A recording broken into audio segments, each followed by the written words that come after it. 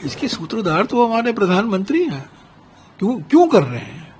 क्योंकि वो ट्रम्प से दोस्ती खरीदना चाहते हैं। जो मोदी साहब ने कहा है ना, अब स्पेक्ट्रम की नीलामी होनी चाहिए, वो तो नीलामी वाले वकील हैं। हमारे प्रधानमंत्री तो सिर्फ तारीफ सुनना चाहते हैं ना। माय गुड फ्रेंड, मेरे अच्छे दोस्त। करीब 1-1.5 साल से जियो और एयरटेल दोनों स्टारलिंक का विरोध कर रहे थे कि स्टारलिंक को आना नहीं चाहिए। अगर स्टारलिंक आएगा हिंदुस्तान में, यानी कि सैटेलाइट आधारित कनेक्टिविटी दी जाएगी, तो वो स्पेक्ट्रम ऑक्शन होना चाहिए, तो वो एलोकेट नहीं होना चाहिए। यही तो उनकी नीति रही है इन दोनों कंपनियों की, और मैं उनसे सहमत था कि जब आपने कहा है कि स्पेक्ट्रम ऑक्शन होना है, स्टारलिंक को क्यों आप विशेष छूट दे रहे हैं, तो इनका विरोध कर रहे थे। अचानक 12 घंटे के अंदर पहले एयरटेल ने घोषणा किया कि हम साझेदारी होगी हमारी स्टारलिंक के साथ, फिर जियो ने भी घोषणा की कि हमारी भी साझेदारी होगी स्टारलिंक के साथ।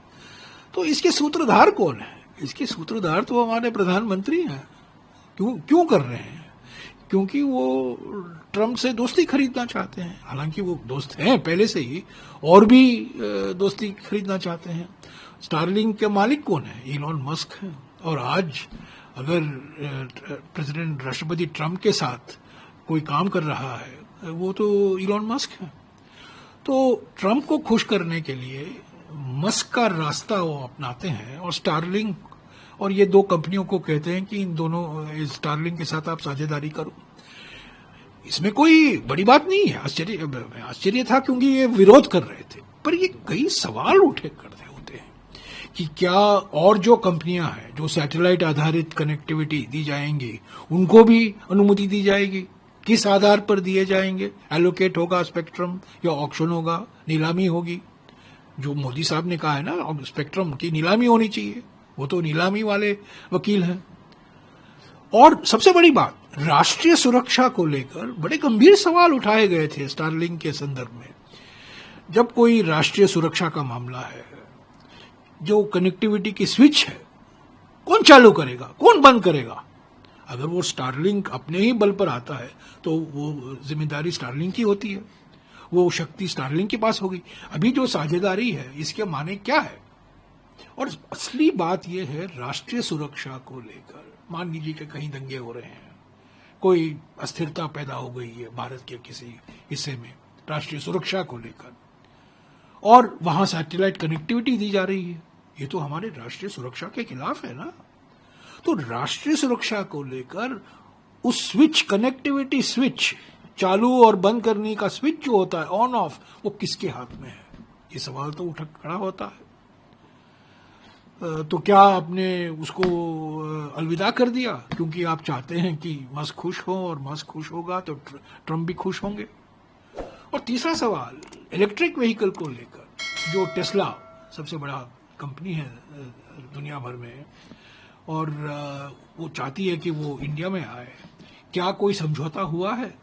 हम चाहते हैं कि टेस्ला हमारी सरकार की नीति है, और मैं ये नीति सही है कि आप अगर आना चाहते हैं तो यही बनाओ गाड़ी, सिर्फ आयात नहीं कर सकते हैं, बनाना है तो देश में बनाओ, यहां मैन्युफैक्चर करो। यही तो मेक इन इंडिया की परिभाषा है ना, कि आप देश में बनाओगे।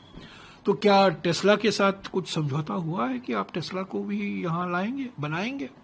तो इस पर तो स्पष्टीकरण होना चाहिए ना। तो कई सवाल खड़े होते हैं, पर काफी मजेदार बात है कि 12 घंटे के अंदर 2 कंपनियां जो स्टारलिंक का विरोध कर रहे थे, कड़ा विरोध कर रहे थे 1 साल से, बड़ी घोषणा करते हैं कि हम स्टारलिंक के साथ हमने समझौता कर लिया है, ये साझेदारी है, विन विन, ये विन विन है, वो भी जीतेंगे हम भी जीतेंगे।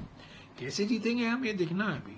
सर, नियम और नीति दोनों पर आप लोग सवाल खड़े बिल्कुल बिल्कुल। देखिए, आप कह रहे हैं कि राष्ट्रीय सुरक्षा को लेकर स्टारलिंक के ऊपर कई सवाल खड़े हो गए थे।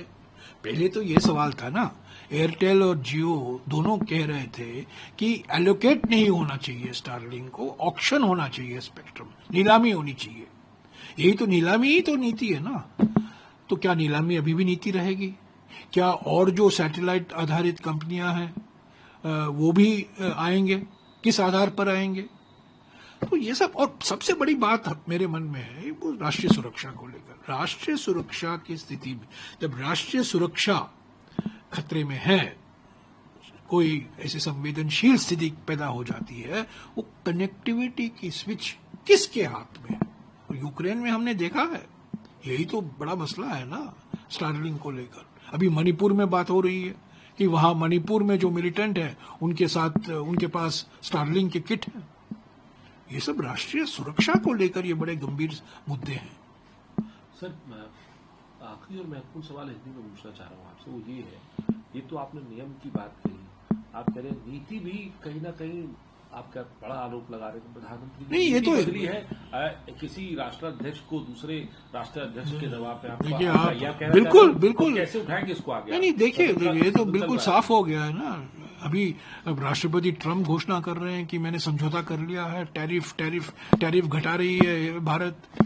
हमारे प्रधानमंत्री तो सिर्फ तारीफ सुनना चाहते हैं ना, माय गुड फ्रेंड, मेरे अच्छे दोस्त।